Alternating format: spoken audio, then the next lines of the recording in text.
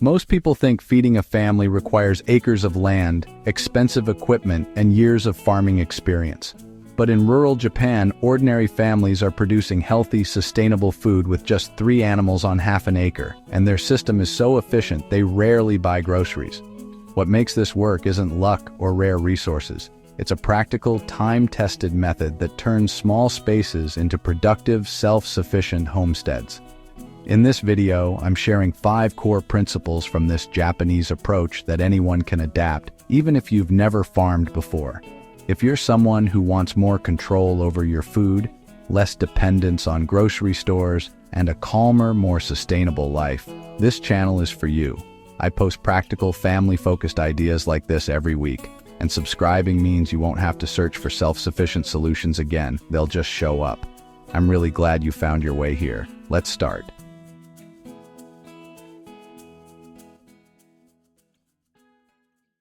Principle 1. The 3-animal foundation. This matters because most people think self-sufficient farming means managing a dozen different animals and endless complexity. But Japanese farmers focus on just 3 complementary animals, chickens, rabbits, and fish, that work together to create a closed-loop system. This solves the quiet problem of wasted resources and constant grocery store dependence that most American families face every week. The reason this works is simple. It respects how natural ecosystems actually function.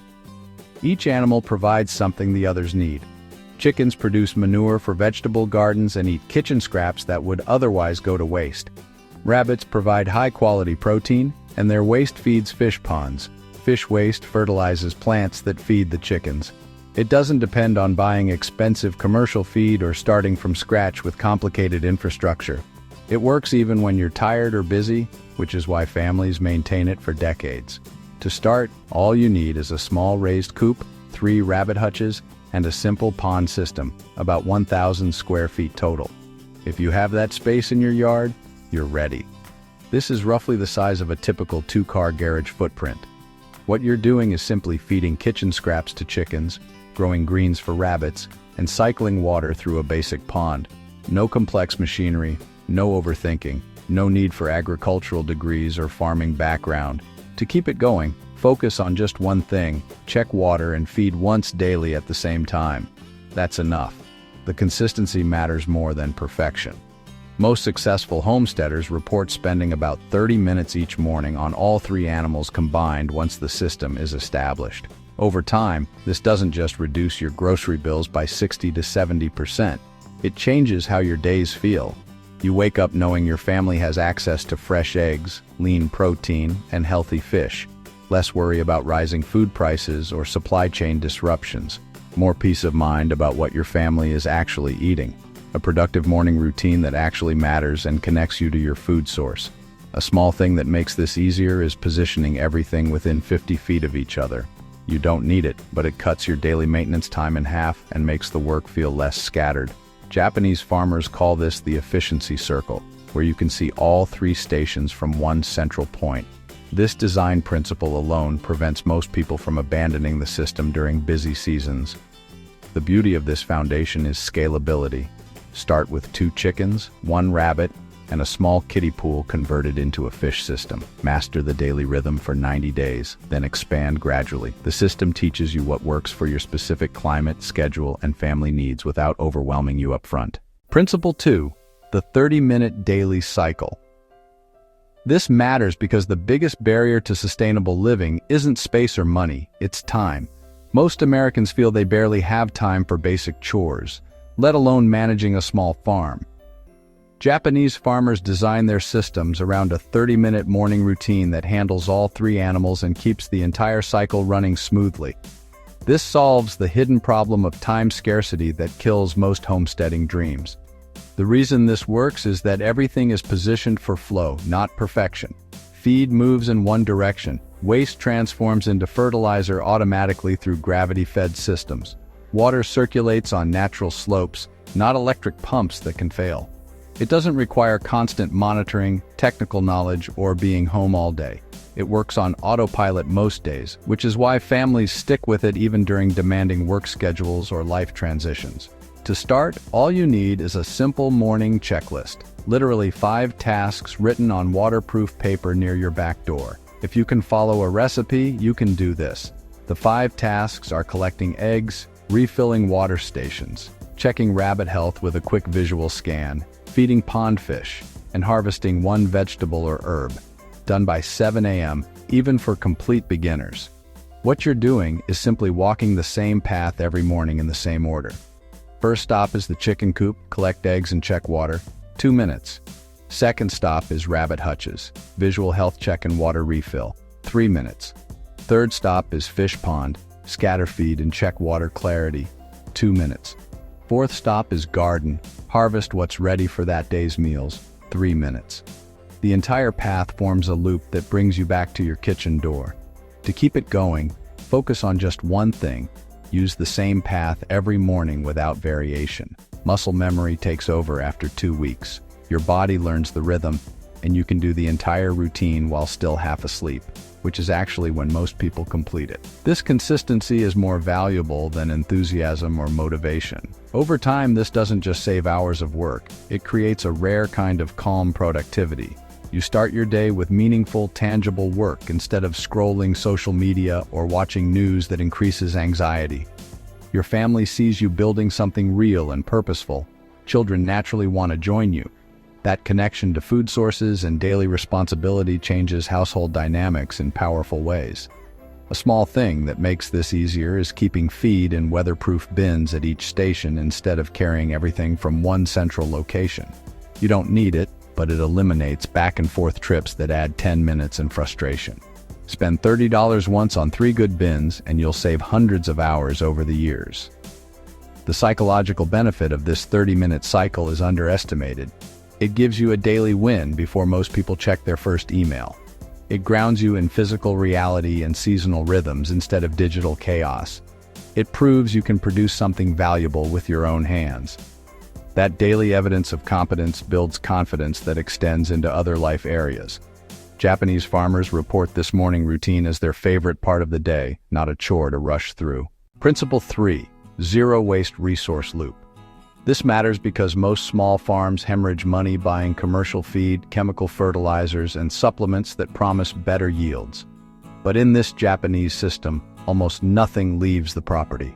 Waste from one animal becomes food or fertilizer for another in a continuous cycle. This solves the hidden problem of unsustainable costs and external dependency that makes homesteading feel expensive and complicated for American families. The reason this works is biological efficiency that's been proven for centuries. Chickens eat vegetable scraps, weeds, and garden waste while producing nitrogen-rich manure that supercharges plant growth. Rabbits eat garden greens, grass clippings, and vegetable tops while creating perfectly pelletized fertilizer that doesn't burn plants. Fish eat algae, insect larvae, and duckweed while their waste grows watercress, lettuce, and vegetables in floating systems. It doesn't require buying commercial products, studying complicated chemistry, or special equipment. Nature does the heavy lifting through relationships that evolved over millions of years, which is why costs stay remarkably low. To start, all you need is 3 basic collection points: a compost bin near the kitchen for vegetable scraps, a collection tray under rabbit hutches for manure, and a simple plant filter in your fish pond for waste processing. If you have 3 5-gallon buckets, you're ready. Label them clearly so family members know where different materials go. Kitchen scraps go to chickens, garden trimmings go to rabbits. Manure from both goes to the garden or fish pond depending on nutrient needs. What you're doing is simply moving materials in a circle through your property. Kitchen waste feeds chickens who produce eggs and manure. Manure fertilizes vegetables, vegetable trimmings feed rabbits, rabbit manure feeds fish pond. Fish waste grows aquatic plants feed chickens. The circle completes itself. No garbage services needed for organic waste, no expensive fertilizer purchases, no feed store dependency for most of what your animals need. To keep it going, focus on just one thing. Move 1 wheelbarrow load per day from collection points to where they're needed next. That's enough to keep the cycle flowing smoothly. Don't let materials pile up at any station. Small daily movements prevent overwhelming cleanup sessions and keep nutrients cycling at optimal rates. Over time, this doesn't just cut costs by thousands of dollars per year, it gives you real food security that's rare in modern America. You're not dependent on supply chains that can break, you're not vulnerable to sudden price spikes at grocery stores, your family has a productive system that works even during economic uncertainty, natural disasters, or personal financial setbacks. That's life-changing peace of mind worth far more than money saved. A small thing that makes this easier is color-coding your collection buckets. Green for chicken feed, brown for rabbit feed, blue for fish pond materials. You don't need it, but it prevents mistakes on autopilot mornings when you're not fully awake. Kids and spouses can help without constant instruction. The visual system communicates instantly. The financial transformation surprises most people. First-year costs typically run $500 to $800 for basic setup, chicken coop, rabbit hutches, pond liner, and initial animals. By year 2, most families report net savings exceeding $2,000 annually from reduced grocery bills, eliminated waste services for organic material, and surplus eggs or meat they trade with neighbors. By year 3, the system has paid for itself multiple times over while providing food security that's genuinely priceless. If this is helpful, give it a like. It tells YouTube to share this with people who need sustainable, family-focused solutions. And I'm curious, which principle feels the most realistic for your situation right now? The 3-animal foundation, the 30-minute cycle, or the zero waste loop? Drop it in the comments. I actually read them and respond. Hearing what resonates with you helps me create more content that matches what people really need.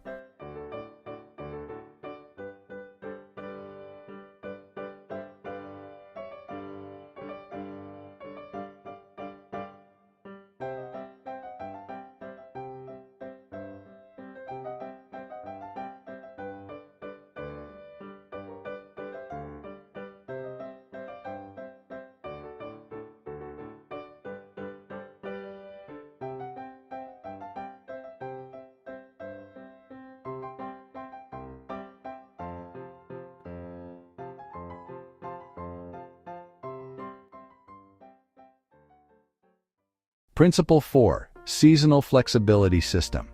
This matters because most farming advice assumes perfect weather and consistent conditions year-round, which doesn't match reality in most U.S. climates. But Japanese farmers built this system to adapt naturally to seasons. More eggs in spring, more fish in summer, more rabbits in fall, preserved foods in winter. This solves the quiet problem of burnout from fighting nature instead of flowing with it. Most failed homesteads collapse because people try to maintain summer production levels through winter, which creates exhausting work and disappointing results. The reason this works is that it follows natural cycles instead of forcing artificial ones that require heated buildings and expensive inputs. Chickens naturally slow egg production in winter as daylight decreases, so you rely more on stored rabbit meat or fish you preserved in summer. Fish grow faster in warm months when algae blooms and insect life thrives, so you harvest heavily then. Rabbits breed prolifically in cooler seasons when heat stress doesn't affect them, making fall and spring your protein production peaks. It doesn't require climate control, artificial lighting, or expensive infrastructure to maintain year-round. You work with the calendar, not against it, which is why it's sustainable long-term without burning out. To start, all you need is a basic seasonal calendar noting which animals peak when in your specific region. If you know what month it is and can check average temperatures, you're ready. Northern states see different timing than southern states, but the principle remains the same. Spring focuses on egg collection and garden planting. Summer emphasizes fish harvest and preservation. Fall centers on rabbit breeding and meat processing. Winter uses stored foods and planning for spring. What you're doing is simply shifting focus every 3 months to emphasize whatever your animals naturally excel at during that period.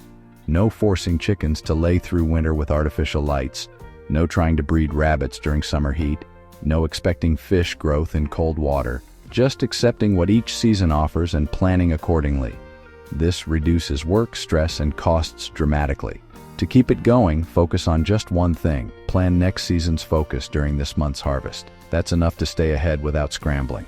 When you're collecting summer fish, you're thinking about fall rabbit breeding. When you're processing fall rabbits, you're planning winter egg storage strategies. This forward-thinking rhythm prevents crisis management. Over time, this doesn't just make the work easier. It creates a natural rhythm that feels right on a deep human level. You're not constantly pushing against nature. You're flowing with seasons like humans did for thousands of years before industrial agriculture disconnected us from natural cycles. Less friction, more satisfaction, a healthier relationship with food, animals, and time itself. A small thing that makes this easier is keeping a simple one-page chart on your kitchen wall showing what to expect each season. You don't need it, but it helps family members understand why certain tasks shift throughout the year. Kids learn that spring means more eggs, but fall means more meat. Spouses know that summer's extra fish harvest means weekend canning sessions. The visual reference aligns everyone's expectations. The psychological benefit of seasonal acceptance is profound. Modern Americans often feel frustrated by winter, seeing it as a dead season to endure. But in this system, winter becomes valuable planning and rest time. You're not failing because production drops. You're succeeding by resting animals and soil for spring's explosion of growth. That mindset shift alone improves mental health and reduces stress around homesteading work. Principle 5. Family knowledge. Transfer. This matters because the most valuable asset in self-sufficient living isn't land, equipment, or even money. It's knowledge that passes between generations. Japanese families teach these systems to children through daily involvement, not classroom lectures. This solves the hidden problem of lost skills and complete dependency on external systems that defines most modern American households. When kids grow up running this system, they carry food security skills for life, no matter what economic conditions they face. The reason this works is repetition and real-world responsibility in age-appropriate doses. Kids don't learn from lectures or videos alone. They learn by feeding chickens every morning for months, collecting eggs and noticing which hens lay where, checking rabbit water daily until it becomes automatic reflex. By age 10, most children can run the entire system independently for a weekend while parents travel. That competence builds confidence that extends into every life area. To start, all you need is one age-appropriate task per child, something they can master in a week through daily repetition. If they can follow simple instructions and want to help, they're ready. A 4-year-old can scatter chicken feed with supervision, a 6-year-old can collect eggs carefully, an 8-year-old can refill all water stations, a 10-year-old can check rabbit health and spot problems, a 12-year-old can handle the complete morning routine alone. What you're doing is simply assigning the same task daily until it becomes automatic, then adding one more once they ask for new responsibility. No nagging, no complicated training programs, just consistent daily repetition of one small task done well. The key is making them responsible for that one task completely. You check their work together, but they own it. That ownership creates pride and investment. To keep it going, focus on just one thing. Check their work together for 5 minutes daily, not to criticize, but to notice what's going well and answer questions. That's enough to build both confidence and competence. Most kids naturally want more responsibility once they master their first task. Follow their lead rather than pushing. Over time, this doesn't just reduce your workload, it gives your family something rare and precious in modern America. Your kids learn responsibility, self-sufficiency, and the value of productive work. They gain skills that create security for life, no matter what career they choose. They understand where food comes from and what real work feels like. That's an investment no money can buy and no school provides. A small thing that makes this easier is celebrating small wins with a harvest meal together, using eggs or meat directly from your system. You don't need it, but it builds emotional connection between daily work and tangible results. Kids see that their morning chicken care produced the eggs in tonight's dinner. That connection is powerful and memorable. The long-term family impact is remarkable. Parents report that children who grow up with these responsibilities show better work ethic, problem-solving skills, and resilience than peers. They're not afraid of early mornings or physical work. They understand delayed gratification. You care for animals today to eat well next month. They develop empathy for living creatures and respect for natural cycles. Those character qualities matter far more than any academic achievement. The economic benefit extends across generations. When your adult children face financial struggles, job loss, or economic downturns, they have skills to produce food independently. They can teach their own children. They're not helpless in crisis. That generational security and knowledge transfer is what Japanese farming families value most about these systems, far beyond the immediate food production or cost savings.